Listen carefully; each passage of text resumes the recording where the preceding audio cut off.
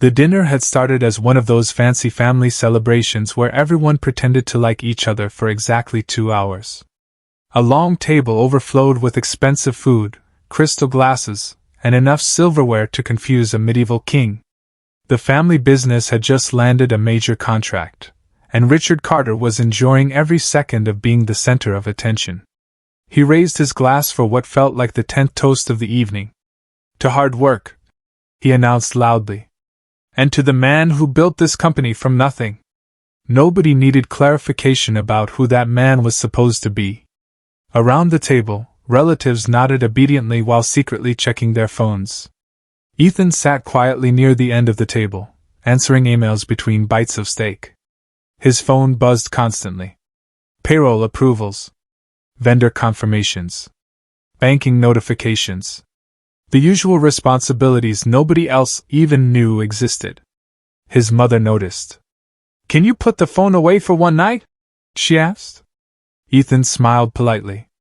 "If I do, 3 departments might accidentally stop functioning by morning." Nobody laughed because nobody realized he wasn't joking. The evening remained peaceful until dessert arrived. The restaurant staff rolled out an enormous dessert platter covered with cakes, pastries, chocolate sculptures, and enough sugar to power a small city. Everyone admired it. Then the bill arrived. Richard glanced at the total and frowned. "Who ordered the extra dessert package?" A cousin immediately pointed toward Ethan. "He said the chocolate tower looked interesting." Ethan blinked. "I said it looked interesting. I didn't order it." That tiny detail didn't matter anymore. Richard leaned back in his chair. "Of course. More unnecessary spending." Several relatives suddenly became fascinated with their water glasses. Ethan sighed. "It was dessert. It was principle," Richard replied. The argument should have ended there. Instead, years of frustration suddenly surfaced. Richard began listing every complaint he had collected over the years. According to him, Ethan wasn't ambitious enough, wasn't grateful enough, wasn't responsible enough, wasn't contributing enough. The irony was almost impressive.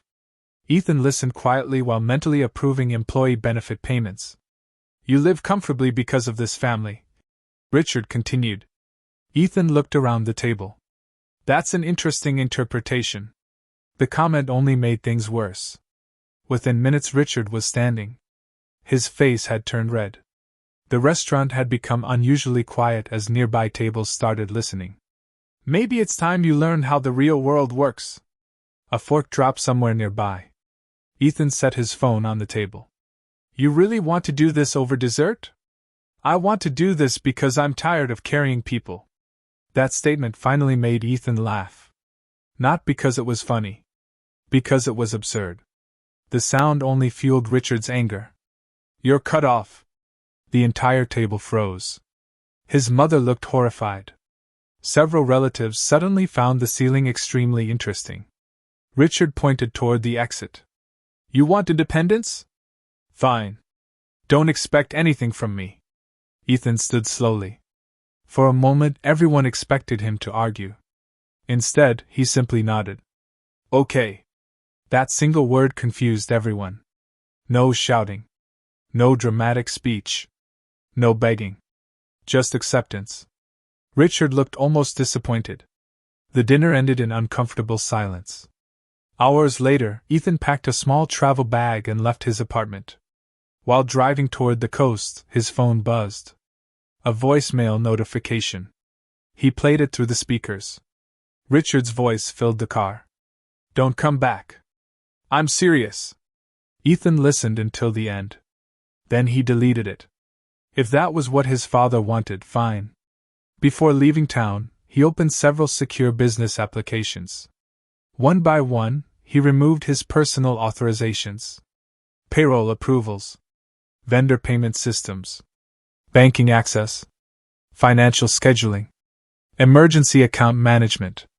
Anything connected directly to him was paused. Not sabotaged. Simply unavailable until proper authorization existed. The process took less than 15 minutes. By the time he finished, he felt strangely relaxed. For the first time in years, Someone else's emergency wasn't his responsibility. A message suddenly appeared on his screen. Sophia. A woman he had met months earlier during a business conference. Random question. Her text read. Have you ever escaped your family and disappeared to a beach for a weekend? Ethan smiled. Funny timing.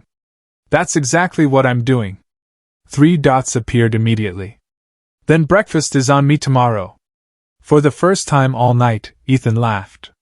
Behind him, an invisible financial time bomb had already started ticking. Ahead of him waited ocean waves, freedom, and possibly the best decision he had ever made. The next morning began with complete confidence. Richard woke up feeling refreshed, victorious, and absolutely convinced he had taught his son a valuable lesson.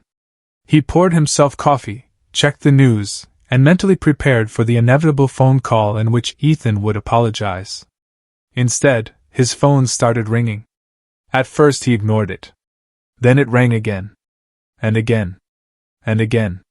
By the 6th call, he finally answered. What? The voice on the other end sounded panicked. We have a problem. Richard frowned.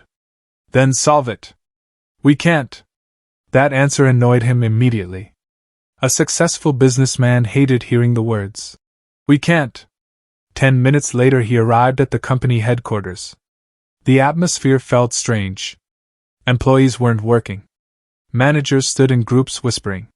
Someone looked like they hadn't slept in a week despite it only being 9 in the morning. What happened? Richard demanded. The chief accountant looked ready to cry. Payroll didn't process. Richard blinked. What do you mean payroll didn't process? It means nobody got paid. A long silence followed. Fix it. We've been trying. Then try harder. The accountant inhaled slowly. Sir, the authorization isn't available. Richard frowned. What authorization? The one Ethan controlled. The room suddenly became very quiet. Before Richard could respond, another employee rushed into the office. We have 3 vendors threatening to suspend deliveries. A second manager appeared. The tax reporting software isn't responding. A third arrived moments later. The bank needs verification for account access. Richard stared at them. Why are all of you looking at me? Nobody answered. Finally someone spoke. Because Ethan handled all of it. Richard laughed. Not because anything was funny. Because the statement sounded ridiculous. One person doesn't run an entire company. The accountant slowly slid a stack of reports across the desk. Richard reviewed them. His confidence disappeared page by page. Payroll approvals. Vendor management. Emergency banking access. Tax compliance monitoring. Financial scheduling. Security verification. Everything connected back to Ethan. For years. Without anyone noticing. Richard looked up. You're telling me my son was responsible for all this? The accountant nodded. Yes. Another uncomfortable silence filled the room. Richard immediately decided to solve the problem himself. That decision lasted approximately 11 minutes. He entered the financial system. Typed the wrong password. Got locked out. Called technical support. Spent 20 minutes listening to cheerful hold music that somehow made everything worse. The representative finally answered. Richard accidentally disconnected the call. By noon he had achieved nothing except elevated blood pressure. Back at home things weren't any better. His wife had discovered the situation. She wasn't impressed. You threw out the one person keeping everything organized. Richard pointed toward the door. I did not throw him out. She raised an eyebrow. You literally left a voicemail saying don't come back. Richard opened his mouth. Then closed it. That detail sounded significantly worse when repeated aloud. Meanwhile, several hundred miles away, none of those problems existed. Ocean waves rolled gently across a beautiful beach. The morning sun reflected off the water. For the first time in years, Ethan wasn't answering emergency emails. He wasn't approving payments. He wasn't solving other people's mistakes. He was eating pancakes. Sophia sat across from him, laughing so hard she nearly spilled her coffee. "Let me get this straight," she said. "Your father fired the person who controls the money? Apparently. And now the company is melting down? That's what the messages suggest." His phone buzzed again. 23 missed calls. 5 voicemails. 12 urgent text messages.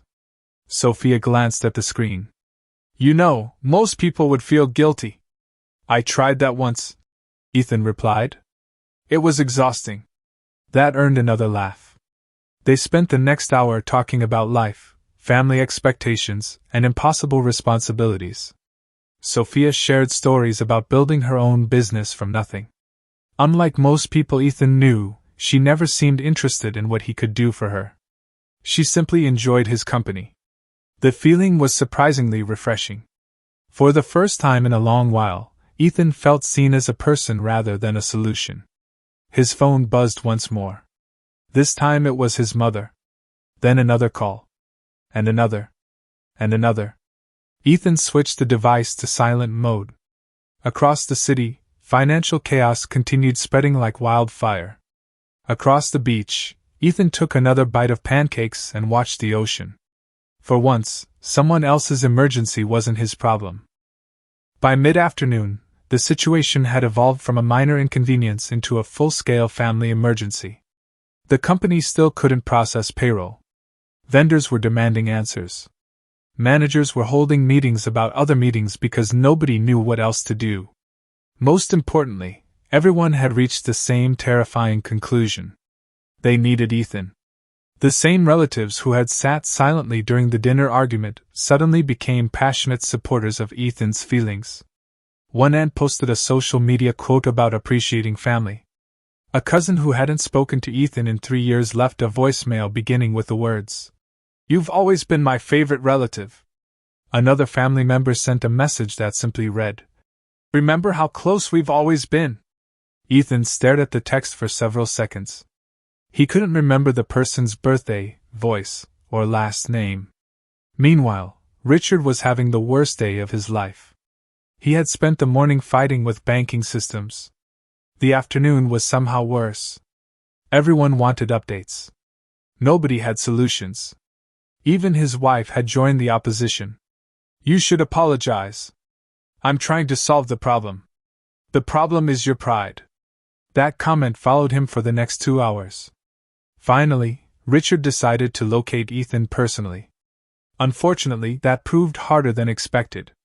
One relative claimed Ethan was staying in a mountain cabin. Another insisted he had flown overseas. A third confidently reported that Ethan was living on a yacht. Nobody knew anything. Everybody had theories. Richard spent most of the afternoon chasing completely useless information. At one point he drove 40 minutes to meet a supposed witness. The witness turned out to be a retired fisherman who simply looked similar to someone who might know Ethan. The fisherman accepted a free lunch and offered absolutely no useful information. By the time Richard returned to his car, he was questioning every life decision that had led him to this moment. Several hundred miles away, Ethan's day was considerably more enjoyable. The beach resort was peaceful. No emergencies. No meetings. No relatives asking for favors. Just sunshine, ocean air, and surprisingly good company. Sophia walked beside him along the shoreline as gentle waves rolled across the sand. "You know what's funny?" she said. "What?" "Your family only noticed your value after you disappeared." Ethan laughed. "That does seem to be the pattern." Sophia shook her head. "People get comfortable when someone always fixes their problems." The statement hit closer than he expected. For years he had quietly solved crises before anyone noticed them. Nobody celebrated successful payroll processing. Nobody congratulated him for preventing financial disasters. His reward for competence had simply been more responsibility. Sophia seemed to understand that immediately.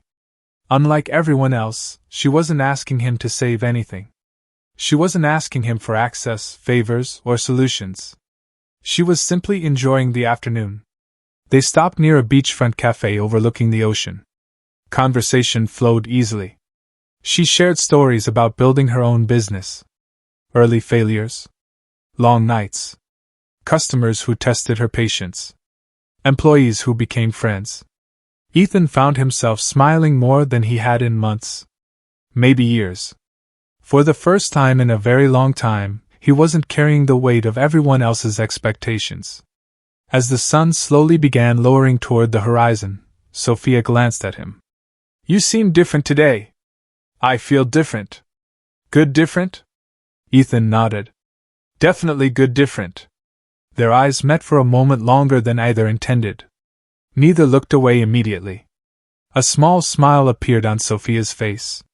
The moment felt effortless. Natural. Comfortable.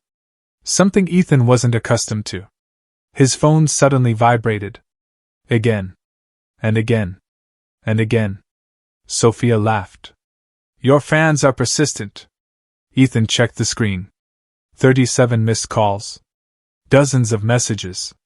One particularly desperate email marked urgent 5 separate times. He slipped the phone back into his pocket. They'll survive. Back in the city, Richard finally received a useful lead. One of Ethan's credit card transactions had revealed a coastal resort town. 3 hours later, exhausted and running entirely on frustration and caffeine, Richard arrived. He expected to find a miserable son. A regretful son. A son ready to admit he had made a mistake. Instead, he spotted Ethan sitting comfortably near the beach, laughing with a beautiful woman while watching the sunset. There was no stress on his face. No panic. No urgency. Just genuine happiness. For the first time, Richard realized something uncomfortable. The person suffering from Ethan's absence wasn't Ethan. It was everyone else. And that realization hit harder than any financial report ever could. For several moments, neither man spoke. The sound of ocean waves filled the silence while the last colors of sunset reflected across the water. Richard stood there looking exhausted. His expensive suit was wrinkled. His expression carried the unmistakable look of someone who had spent the last 12 hours discovering how many disasters could occur at the same time. Ethan calmly sipped his drink. Sophia glanced between them. "I'll give you 2 a minute," she said with a knowing smile. As she walked toward the nearby boardwalk, Richard slowly sat down. For the first time in Ethan's life, his father looked unsure of himself. That alone was shocking. Finally, Richard sighed. "I made a mistake." Ethan waited. The words clearly hurt his father to say. "I was angry. I overreacted." Ethan almost laughed. Getting publicly disowned over dessert qualified as one of the greatest understatements in family history. Richard rubbed his forehead. "The company is falling apart." "That's unfortunate." His father gave him a look.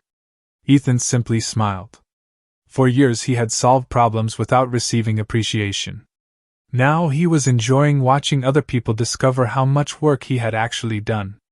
Richard leaned forward. "I didn't realize how much responsibility you handled." That statement was more meaningful than any apology. Because it was honest. For the first time, Richard wasn't talking about himself. He was acknowledging Ethan. "You never asked?" Ethan replied. The older man looked down. And that silence answered everything. Over the years, nobody had asked. Nobody had cared enough to ask. As long as problems disappeared, everyone simply assumed things magically worked. Eventually Richard nodded. "You're right." The admission seemed painful. But genuine. He took a deep breath. "I'm sorry." There it was. No excuses. No conditions. No blaming. Just an apology. Ethan studied his father for a moment before speaking. "If I come back, things change." Richard immediately nodded. "Anything. You don't get to treat me like an employee and a son whenever it's convenient." Another nod. "I understand. I choose my responsibilities." "Fair. And nobody gets to threaten to cut me off ever again." His father didn't hesitate. "Agreed." For the first time, Ethan believed him. Back at headquarters the following morning, the crisis ended almost instantly. With proper agreements in place, Ethan restored access to the systems he had managed. Payroll processed. Vendor payments resumed. Banking systems synchronized. The financial chaos vanished so quickly that several employees began treating him like some kind of corporate superhero. One manager actually applauded when he walked into the building. Another offered him free coffee for life. A third suggested building a small statue in the lobby. The company survived. The employees got paid. The vendors stopped panicking. And Richard learned a lesson he would never forget. Respecting people before they leave is much easier than chasing them after they're gone. A month later, another major change arrived. Instead of returning to his old role full-time, Ethan partnered with Sophia to launch a new business venture. Their skills complemented each other perfectly. Her creativity. His financial expertise. The company grew faster than either expected. More importantly, they genuinely enjoyed working together. What began as friendship quickly became something deeper. One evening, while celebrating another successful milestone, Sophia smiled across the table. "Funny how one ridiculous dessert changed your entire life." Ethan laughed. "It might be the most expensive dessert in history." Months later, the entire family gathered for another dinner. The atmosphere felt very different. Healthier. Lighter. Much less dramatic. As the meal ended, the waiter approached carrying an elaborate dessert tray. The entire table froze. Everyone immediately looked at Richard. For one horrifying second, panic flashed across his face. Then he practically threw his credit card across the table. "I'll pay for it." The family burst into laughter. Even Ethan couldn't stop smiling. His mother nearly spilled her drink laughing. Sophia shook her head. "The man has learned." Richard pointed a finger toward everyone. "We are never discussing dessert again." That only made the laughter louder. As the evening continued, Ethan looked around the table. For the first time, he wasn't invisible. He wasn't being taken for granted. He wasn't carrying everyone's burdens alone. He had earned respect, built a future on his own terms, found someone who genuinely cared about him, and proved that competence mattered. And all because one very stubborn man had declared war over cake. In the end, the family business survived. The relationships improved. The romance flourished. And nobody ever underestimated Ethan again.